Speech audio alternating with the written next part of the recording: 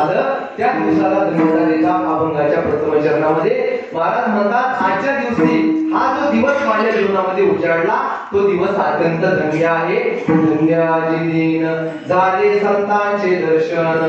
आजचा दिवस अत्यंत धन्य आहे. या धन्यतेच्या बाबतीमध्ये आपण जर चिंतन करायला लागलो तर धन्यतेच्या बाबतीमध्ये अनेक विविध संकल्पना आपल्याला पाहायला मिळतात. व्यावहारिक गोष्टी प्राप्त झाल्या म्हणजे आपण आपल्या जीवनामध्ये धन्य झालो असं समजतात. वास्तविक पाहता एखाद्या धनाच्या प्राप्तीमध्ये स्वतःला धन्यता मानतो, कोणी कुणाच्या कशाच्या प्राप्तीमध्ये धन्यता मानत असेल, अशा अनेक संकल्पना आपल्याला पाहायला मिळतात. ज्ञानोबारांनी आसुरी प्रकृतीच्या लोकांचं चिंतन करताना 16व्या अध्यायामध्ये सांगितलं, आढ्योभिजनवानस्मी पुण्योस्ति सदृशो मया यक्षे दास्यामि मोदिष्य इत्यज्ञान विमोहिता. त्या सगळ्याचं चिंतन करताना माऊली म्हणतात, हे आसुरी प्रकृतीचे लोक, विभ्रांत झालेले लोक हे स्वतःचं चिंतन करत असताना म्हणतात, हे स्वतःला कशामध्ये धन्यता मानतात तर अनेकांची संपत्ती हिरून आणणं, अनेकांना लुबाडणं आणि लुबाडल्यानंतर अनेकांच्या धनाचं हरण करून आणणं, यामध्ये ते स्वतःला धन्यता मानत असतात. म्हणतात म्हणे संपत्ती आजी. आज ही जी संपत्ती आहे बहुतेकांची, अनेकांची जी संपत्ती आहे ती मला आज मी माझ्या जीवनामध्ये प्राप्त करून घेतली. मग प्राप्त केल्यानंतर धन्य ना मी माझ्या जीवनामध्ये धन्य झालो नाही का, ही धन्यता मानणारा असा एक वर्ग आहे. परंतु परमार्थामध्ये आपण जर विचार केला तर धन्य शब्दाचा अर्थ होतो सुकृतीवान धन्य. हा जो सुकृतीने संपन्न आहे, सुकृती पुण्यवान धन्य असा अमरकोशामध्ये या धन्य शब्दाचा अर्थ केलेला आहे. जो सुकृतीवान आहे, जो पुण्यवान आहे, तोच जीवनामध्ये धन्य आहे. ज्याच्या जीवनामध्ये सत्कर्म आहे, नवे सत्कर्माचं आचरण ज्याच्या जीवनामध्ये घडत आहे, असा जो सज्जन आहे तोच जीवनामध्ये धन्य आहे.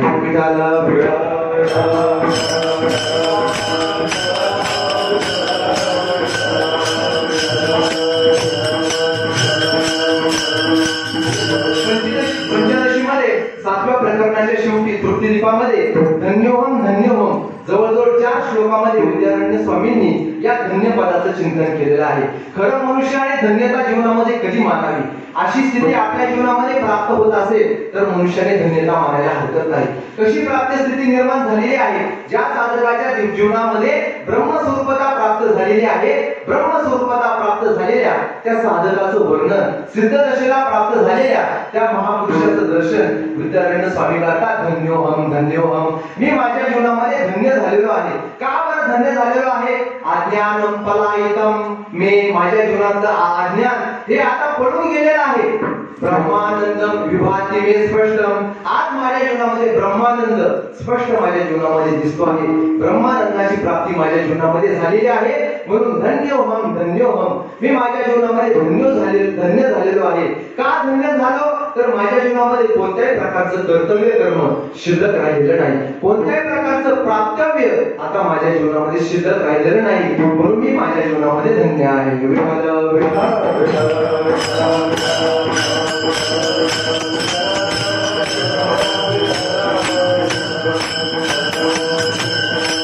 ही खरी जीवनाची धन्यता आहे. टीका करताना खाली धन्य शब्दाचं चिंतन करत असताना धन्य म्हणजे काय, धन्य कृतार्थ असा अर्थ केलेला आहे.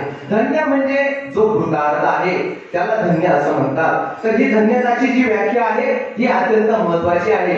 ज्याच्या जीवनामध्ये अशी स्थिती प्राप्त होत असेल तो खरा धन्यतेला प्राप्त होणार आहे. तर अशी धन्यता आपल्या जीवनामध्ये प्राप्त करायला हवी. तुकोबारांच्या जीवनामध्ये धन्यता प्राप्त व्हायला तुकोबाराय म्हणतात, आजचा दिवस माझ्या जीवनामध्ये धन्य आहे. वास्तविक पाहता संत महापुरुष धन्य आहे असं तुकोबारांनी म्हणायला हवं होतं. परंतु तुकोबाराय म्हणतात संत महापुरुष धन्य नाही, संत महापुरुष धन्य आहे. आणि अभंगामध्ये आपण चिंतन पाहता येणं शक्य आहे. परंतु प्रस्तुत अभंगामध्ये तुकोबाराय संतांना धन्यता देत नाही, तर संतांचं दर्शन मला ज्या दिवसामध्ये झालं त्या दिवसाला धन्यता देतात. आता त्या दिवसाला धन्यता देण्याचं कारण काय आहे, कारण काय असावं बरं, तर संतांना धन्यता द्यायला हवी की ते संत धन्य आहेत, त्यांचं दर्शन मला झालं. पण महाराज म्हणतात आजचा दिवस अत्यंत धन्य आहे. धन्य दिवस आजी दर्शन संतांचे, आजचा दिवस अत्यंत धन्य आहे, आज मला संतांचं दर्शन झालं. असं का बरं महाराज म्हणत असावे? आपण जर संत वाङ्मयाचं चिंतन कराल तर संत वाङ्मयामध्ये धन्यता संतांनी कुणाला दिली याचं जर आपण चिंतन कराल तर संत महापुरुषांना तुकोबारायांनी धन्यता दिली आहे, भगवंताला तुकोबारायांनी धन्यता दिली आहे। यांना तर तुकोबारायांनी धन्यता दिलेली आहे, परंतु ज्यांचा संबंध भगवंतापाशी आला, ज्यांचा संबंध संतांशी आला, या सर्व गोष्टींना संत महात्म्यांनी धन्यता दिलेली आपल्याला पाहायला मिळते।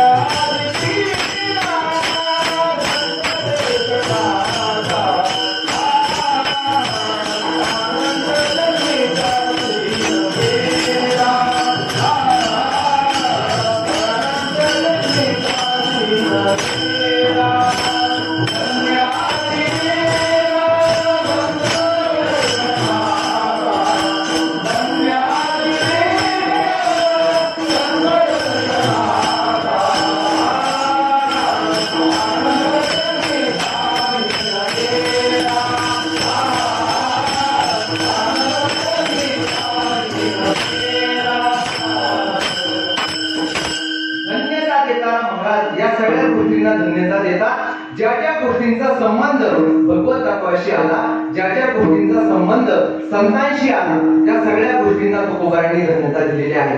पहा, गोकुळातलं भगवंताचं चरित्र पाहत असताना ज्या गोष्टींचा संबंध भगवंताशी आला त्या सगळ्या गोष्टी धन्य आहे असं महाराज बोलतात। धन्य ते गोधने, धन्य ते गोकुळ, या सगळ्या गोष्टी धन्य आहेत। विठ्ठल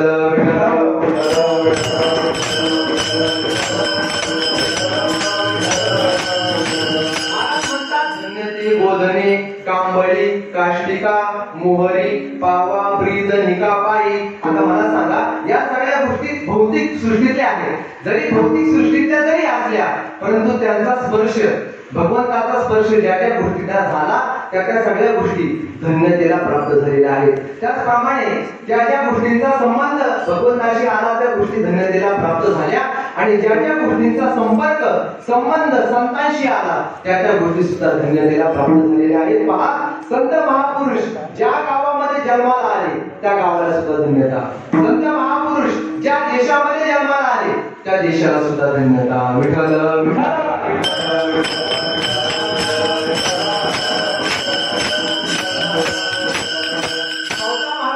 महापुरुष त्या गावात जन्माला आले, धन्यते आल्यानं त्या गावाला धन्यता प्राप्त झाली।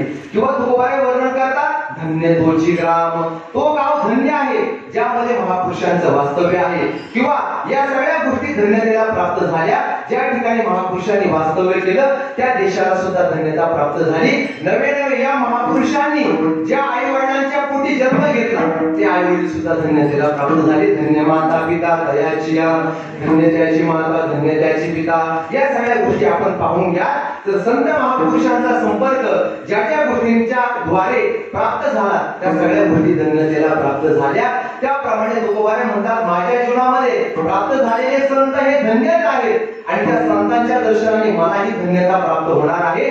परंतु मी धन्य होणार असेल तर संत महापुरुषांचा संबंध ज्या दिवशी मला प्राप्त झाला त्यामुळे त्या दिवसाला सुद्धा धन्यता प्राप्त झाली। फक्त संत महापुरुषांचं दर्शन झालं तो दिवस धन्य नाही, तर संत महापुरुषांचं दर्शन त्या दिवसातील ज्या काळी झालं तो काळ सुद्धा धन्य आहे। म्हणून धन्य काळ संत भेटी, नुसता काळ धन्य नाही तर ती वेळ सुद्धा धन्य आहे। धन्य आहे, धन्य आनंदाची सापडली वेळ, या सगळ्या गोष्टींना धन्यता प्राप्त होते। कशामुळे?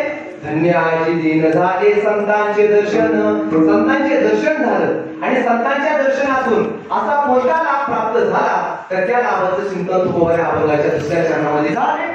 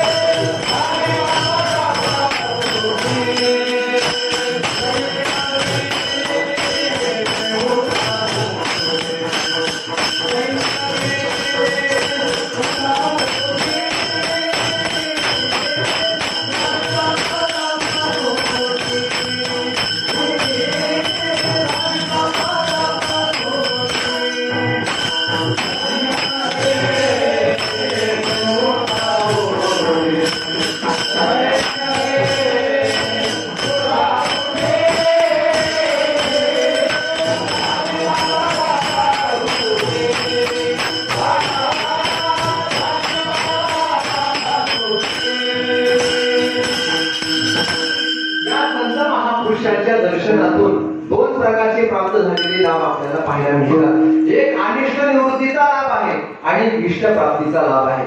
दुसऱ्या चरणामध्ये अनिष्ट निवृत्ती रूपी परिणाम महाराजांनी या दुसऱ्या चरणातून आपल्याला सांगितला. माझ्या जीवनातलं अनिष्ट दूर झालं.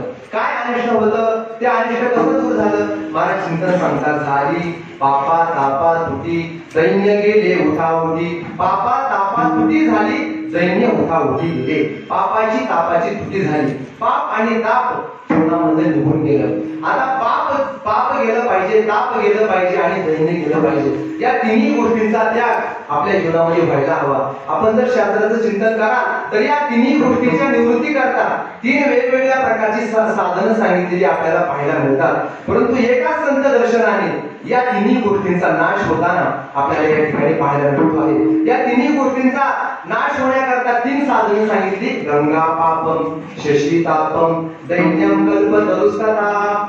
पाप घालवण्याकरता कोण आहे? समर्थ गंगा आहे. गंगा जीवनाचं पाप घालवते. गंगा पापम शशी तापम. शशी म्हणजे चंद्र. चंद्र जीवनामध्ये असणारा जो ताप आहे त्या तापाचं शमन करतो. दैन्यम कल्पतरुस्तथा. जो कल्पतरू आहे तो कल्पतरू आपल्या जीवनामधलं दैन्य घालवत असतो. परंतु महाराज म्हणतात एका संत दर्शनातून या तिन्ही गोष्टींचा नाश झाला. पाप ताप दैन्य जाय उठाउठी. झाली या भेटी हरिदासांची. या हरिदासांची भेट झाली. हरिदासांचं दर्शन झालं. पापही गेलं, तापही गेलं आणि दैन्यही गेलं. विठ्ठल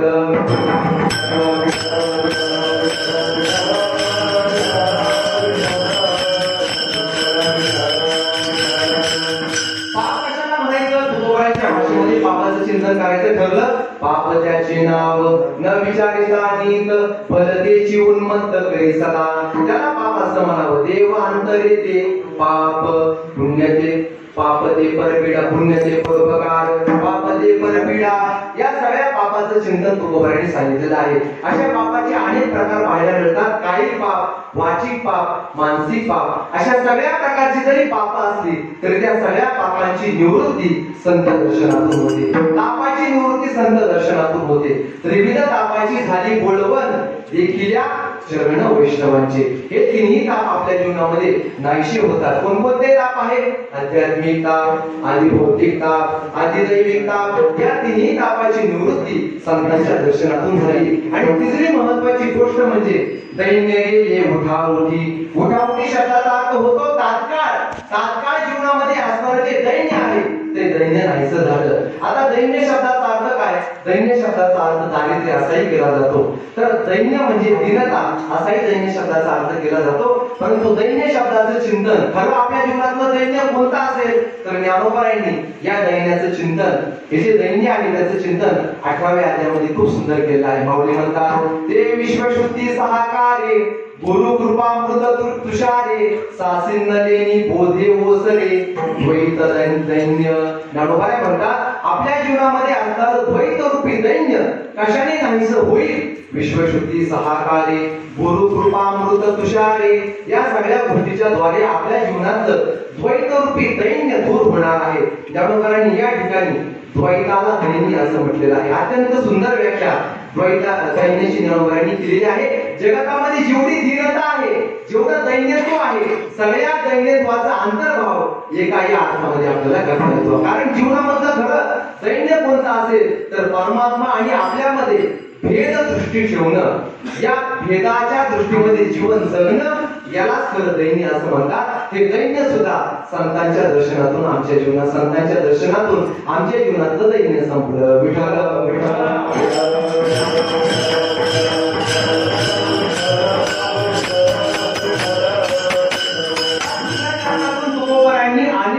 परिणामाचं चिंतन केलं. नुसतं अनिष्टच दूर झालं नाही तर इष्ट लाभही आमच्या जीवनामध्ये प्राप्त झाला. असं कोणता इष्ट लाभ प्राप्त झाला तर त्या इष्ट लाभाचा परिणाम तुकोबार आणि अभंगाच्या 3ऱ्या चरणात.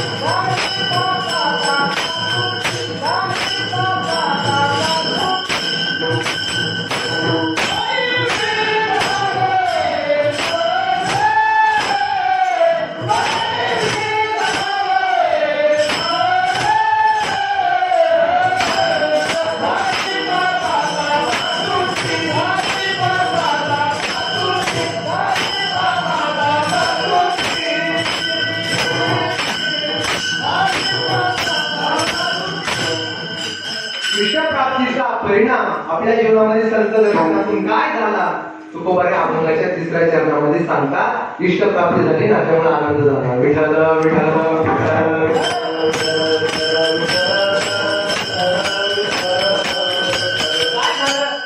समाधान पायी विसावले मन. या अनिष्टाची निवृत्ती तर झाली परंतु इष्ट लाभही आमच्या जीवनामध्ये झाला. काय झाला? झाले समाधान पायी विसावले मन.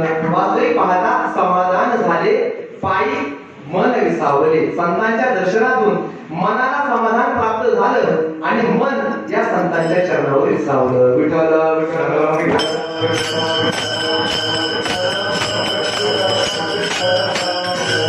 विश्रांती करता विसावा घेण्याकरता जीव प्रयत्न करत असतो परंतु त्याला विसावा प्राप्त होत नाही. तुकोबाने म्हणतात क्षण एक तोही नाही विसावा लक्ष 84 घेतल्या धावा. विसावा घेण्याकरता अनेक प्रकारचे प्रयत्न केले जातात परंतु खरी विश्रांती आम्हाला प्राप्त झाली. खरं समाधान आम्हाला प्राप्त झालं संतांच्या दर्शनातून. खरं तर जीवनामध्ये समाधान प्राप्त करायचं असेल तर ते समाधान आपल्याला देवाच्या दर्शनातून अथवा संतांच्या दर्शनातूनच प्राप्त होणार आहे. समाधान प्राप्त करण्याकरता दुसरा कोणताही मार्ग नाही. समाधान प्राप्त करण्याकरता जीव प्रयत्न करत राहतो. वैकुंठवासी गुरुवारी भुते बाबा सांगायचे, बाबा म्हणायचे बुवा समाधान म्हणजे एक आगळी वेगळी चीज आहे.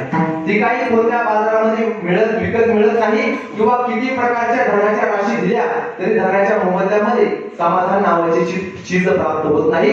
ते समाधान प्राप्त होत एक तर संतांच्या दर्शनातच अथवा देवाच्या दर्शनातच. देवाच्या दर्शनात कसं समाधान प्राप्त होतं पहा प्रमाण सांगतो. तुकोबाने म्हणतात झाले समाधान तुमचे धरिले चरण आता उठावेसे मना येत नाही नारायणा. किंवा देवोनिया तुझ्या रूपाचा आकार उभा कटीकर ठेवूनिया तेने माझ्या चित्ता होय समाधान वाटते चरण न सोडावे. तुकोबाने म्हणतात चला पंढरीला जाऊ भगवंताचं दर्शन करू. तिथं काय होणार आहे? चला पंढरीशी जाऊ रघुमादेवीवर वर पाहू डोळे निवतील कान मनात येते समाधान नाही धावा घेत मन इंद्रियाचे समाधान. भगवंताच्या दर्शनानंतर या सगळ्या गोष्टी आपल्या जीवनामध्ये प्राप्त होतात. एकतर भगवंताच्या दर्शनाने समाधान प्राप्त होतं अथवा संतांच्या दर्शनाने प्राप्त होतं. तुकोबाने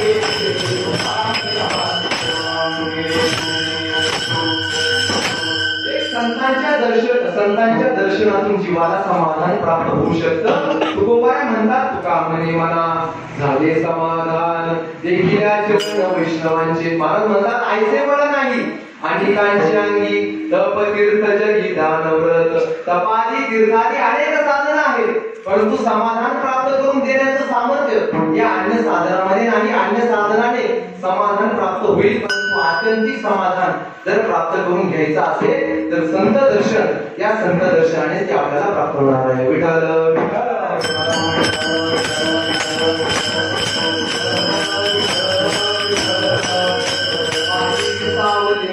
हे मनाला समाधान प्राप्त झालं आणि संतांच्या चरणावर मन आता विसावलेलं आहे. सगळ्या मनाच्या ज्या धावा आहेत कुंटलिया धावा तृष्णेच्या मन आता शांत झालं आणि ज्या संतांच्या चरणाच्या दर्शनातून समाधान प्राप्त झालेलं आहे त्या संतांच्या चरणावर मन आता विसावलेलं आहे. विठ्ठल विठ्ठल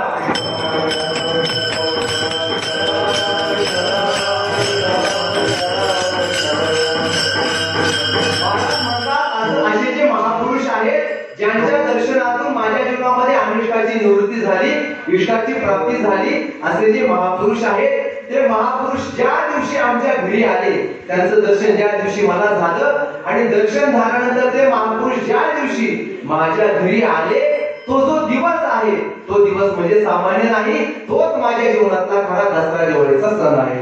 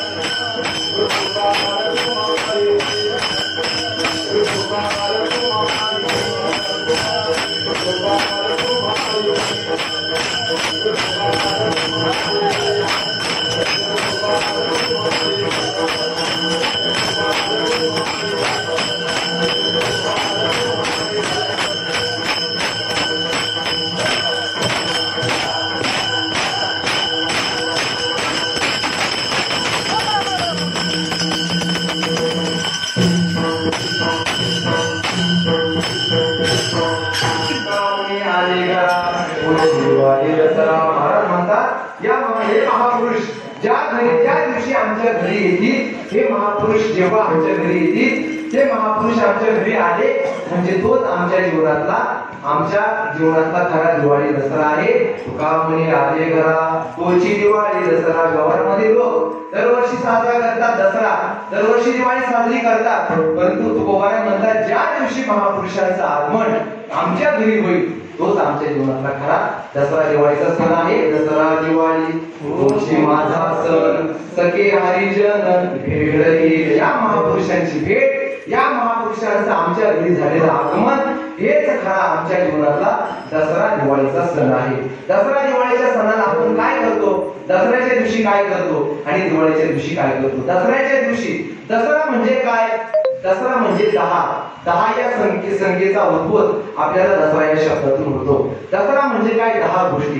पंच ज्ञानेंद्रिय आणि पंचकर्मेंद्रियांचा संघात हा देह आपल्या जवळ आहे. आपल्याकडे सुद्धा ही 10 इंद्रिय आहेत. या 10 इंद्रियांवर विजय मिळवणं हा खरा आपल्या जीवनामध्ये दसरा प्राप्त करायला हवा. दिवाळी म्हणजे काय? दिवाळी हे आनंदाचं प्रतीक आहे. आनंद त्या दिवशी व्यक्त केला जातो. खरा आनंद आपल्या जीवनामध्ये प्राप्त करायचा असेल, आता हा आनंद आपण प्राप्त करतो एका दिवसापुरता, 4-5 दिवसापुरता, परंतु खरा जो आत्यंतिक आनंद आहे की ज्या आनंदाला आता आरपार नाही, ज्या आनंदाला कोणत्याही प्रकारचं मोजमाप ज्या आनंदाचं करता येत नाही, ज्या सुखाचं कोणत्याही प्रकारचं मोजमाप करता येत नाही, अशा प्रकारचं सुख, अशा प्रकारचा आनंद या महापुरुषांच्या सहवासामध्ये जीवाला भोगता येतो. म्हणून या महापुरुषांचं झालेलं दर्शन आणि या महापुरुषांचं आपल्या घरी झालेलं आगमन म्हणजेच दसरा दिवाळी खऱ्या अर्थाने आपल्या जीवनामध्ये आहे. विठ्ठल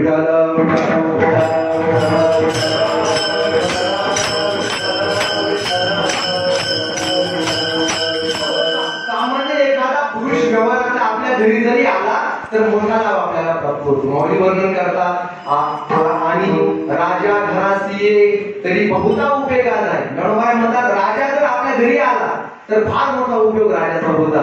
संपत्ती आपल्याला प्राप्त होते आणि श्राद्ध मेंढरी कोणत्याही प्रकारच्या जरी आडी अडचणी असली तो व्यवहारातला राजा आपल्याला आपल्याला प्राप्त करून देत असतो.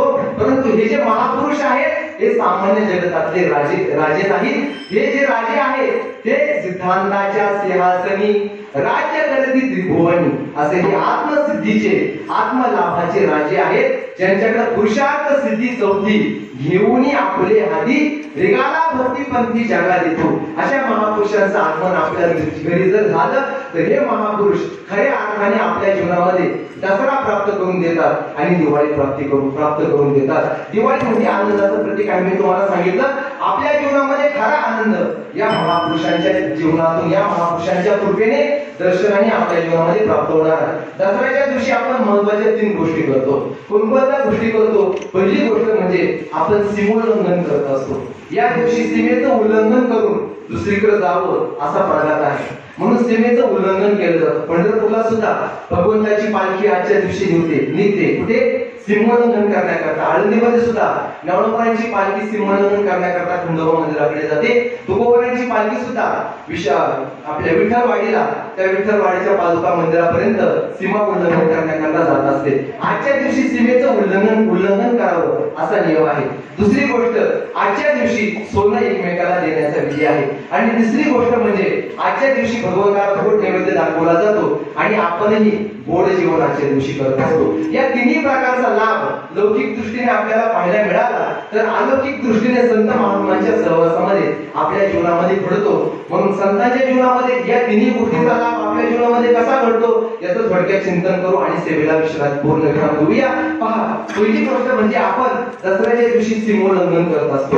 खरं तर सीमेचं उल्लंघन करायला पाहिजे. या लौकिक जीवनातल्या गावाच्या सीमा असतील, तालुक्याची सीमा असेल, जिल्ह्याची सीमा असेल, देशाची सीमा असेल, या अनेक सीमा ठरलेल्या आहेत. परंतु खरी जी सीमा आहे, ज्या सीमेच्या आतमध्ये हा जीव अडकलेला आहे आणि ज्या सीमेमध्ये अडकल्यामुळे त्या ब्रह्मतत्वाला जीवत्व ही संज्ञा आलेली आहे. तो जीव खरा ज्या सीमेमध्ये अडकला आहे त्या सीमेचं खरं उल्लंघन त्या जीवाने करायला हवं. आणि या सीमेचं उल्लंघन करण्याचं सामर्थ्य जीवामध्ये नाही, त्या सीमेचं उल्लंघन संत महापुरुष जीवामध्ये करून देतात.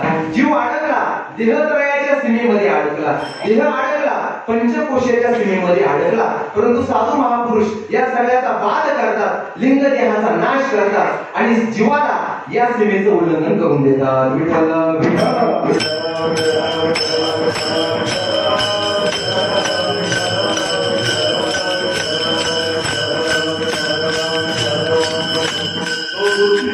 नावे महावाक्याची थावे, माथा हात ठेविला नवे थापटिला जैसा, मग विश्व स्वप्नेसी माया, गीत सांडोली धनंजया, सहसा चेला अद्वय आनंदपणे जो. अशी ही अद्वय अवस्था प्राप्त करून देतात. द्वैताची सीमा उल्लंघन करून टाकतात. पै परम प्रियाची परम सीमा, तो भेटे माऊली आत्मा. या सगळ्या गोष्टींचं सीमोल्लंघन करून त्या आत्मतत्वाची प्राप्ती संत महात्मे करून देतात. म्हणजे संत महात्मे आपल्या जीवनामध्ये सीमोल्लंघन करून देतात. दुसरी गोष्ट, संत महात्मे आपल्या जीवनामध्ये सोन्याचं दान करतात. आता आपणही एकमेकाला सोन्याचं दान करतो, तसं संत महात्मे आपल्या जीवनामध्ये खऱ्या सोन्याचं दान करतात. हे व्यवहाराचं सोनं आहे, हे व्यवहाराचं सोनं आहे. त्याच्या मागे अनेक आनंद आपल्याला पाहायला मिळतात. पण खरं जर कोणतं सोनं असेल तर त्या खऱ्या सोन्याची प्राप्ती आपल्याला संत महात्मे करून देतात. खरं सोनं कोणतं आहे?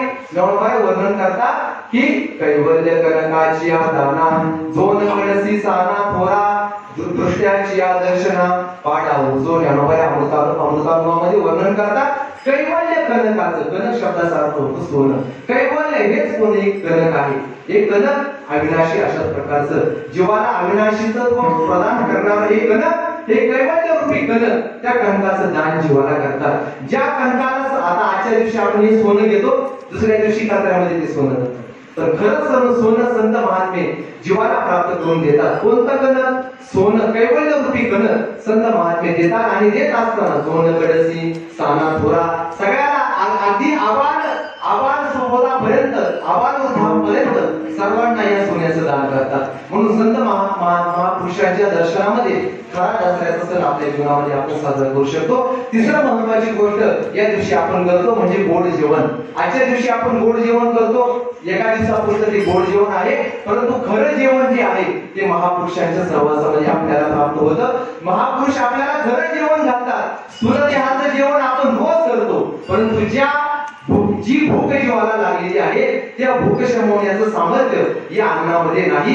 खरं अन्न, खरं जेवण सद्गुरू आपल्याला घालतात. कोणतं अन्न जेवण आपल्याला सद्गुरू जेवतात? ज्ञानोबाई अमृतानुभवामध्ये वर्णन करतात. ज्ञानोबाई म्हणतात की मोडोनिया माया कुंजरू मुक्त मोतियाचा ओगरू जेवविदा सद्गुरु श्री सद्गुरु जेवविदा श्री गुरु श्री निवृत्ती सद्गुरु बंधू. ज्ञानोबाई म्हणतात मोडोनिया माया कुंजरू, या मायारूपी आविष्याचा बाध करून, मायेचा बाध करून मोडोनिया माया कुंजरू मुक्त मोतियाचा ओगरू. जी मुक्तता आहे या खऱ्या मुक्ततेचं जीवन संत महापुरुष आपल्याला प्राप्त करून देतात. या महापुरुषांच्या सहवासामध्ये खरं ब्रह्मरस करू भोजन पंगती संतांची संगती सर्व काळ असं खरं ब्रह्मरसाचं जीवन संत महापुरुष आपल्या जीवनामध्ये प्राप्त करून देतात. की जे ब्रह्मरसाचं जीवन केल्यानंतर आता पुन्हा कोणत्याही प्रकारचं जीवन करण्याचं जीवाला शिल्लक राहणार नाही. याच्यापेक्षा दुसरं कोणतंही गोड जीवन राहणार नाही. हेच खरं गोड जीवन या जीवाला प्राप्त होत असते. या सगळ्या प्रकारचे लाभ संतांच्या सहवासामध्ये, संतांच्या दर्शनामध्ये जीवाला प्राप्त होतात. म्हणून खऱ्या अर्थाने तात्विक स्वरूपाने तुकोबाराय म्हणतात या महापुरुषांचे दर्शन ज्या दिवशी आमच्या जीवनामध्ये मिळेल तोच आमच्या जीवनातला दसरा दिवाळी सण. ज्ञानेश्वर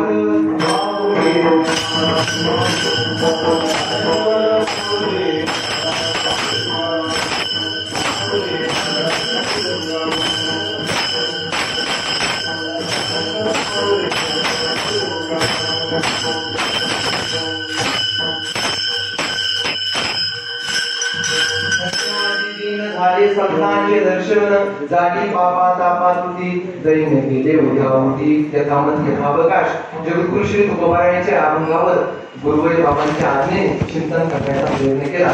वास्तविक पाहता यातलं जे काही योग्य असेल ते सद्गुरु जोग महाराजांचं आहे, वारकरी शिक्षण संस्थेतील आमच्या सर्व गुरुजनांचं आहे. आणि ज्यांच्या सहवासामध्ये परमार्थाची वाटचाल लहानपणापासून आम्ही करतो आहोत, ज्यांच्या छत्रछायेखालीच आम्ही लहानाचं मोठं झालो, परमार्थ ज्यांच्या सावलीमध्ये आम्ही शिकलो आणि ज्यांच्या सावलीमध्ये आम्ही अखंड राहतो आहोत, अशी गुरुवर्य बाबा, त्या गुरुवर्य बाबांचं आहे. त्यांच्या चरणावर ही झालेली चिंतनरूपी सेवा समर्पित करतो आणि या ठिकाणी थांबतो. खरं तर आपल्या सर्वांचं भाग्य आहे की ज्या महापुरुषांच्या दर्शनामध्ये जीवाला खऱ्या दसरा दिवाळीचा आनंद प्राप्त होऊ शकतो, अशा महापुरुषांचा सहवास आपल्याही जीवनामध्ये प्राप्त होतो. हे आपलं अहोभाग्य आहे, फार मोठं भाग्य आहे. त्याचं चिंतन आपल्याला कळत नाही, त्याचं महात्म्य आपल्याला कळत नाही, हा विषय वेगळा आहे. परंतु अशा महापुरुषांच्या सहवासामध्ये आपण नित्य राहतो आहोत, नित्य आपल्याला या महापुरुषांचं दर्शन घडत आहे. हे आपल्या जीवनाचं फार मोठं भाग्य आहे. भगवान करो असं भाग्य आमच्या जीवनामध्ये कायम घडत राहावं, आमच्या शेवटच्या क्षणापर्यंत अशा या महापुरुषांचं दर्शन घडत राहावं आणि या महापुरुषांच्या संगतीमध्ये आमच्या जीवनाची वाटचाल होत राहावं अशी प्रार्थना जगद्गुरु श्री तुकोबारायांच्या चरणावर विनंती करतो.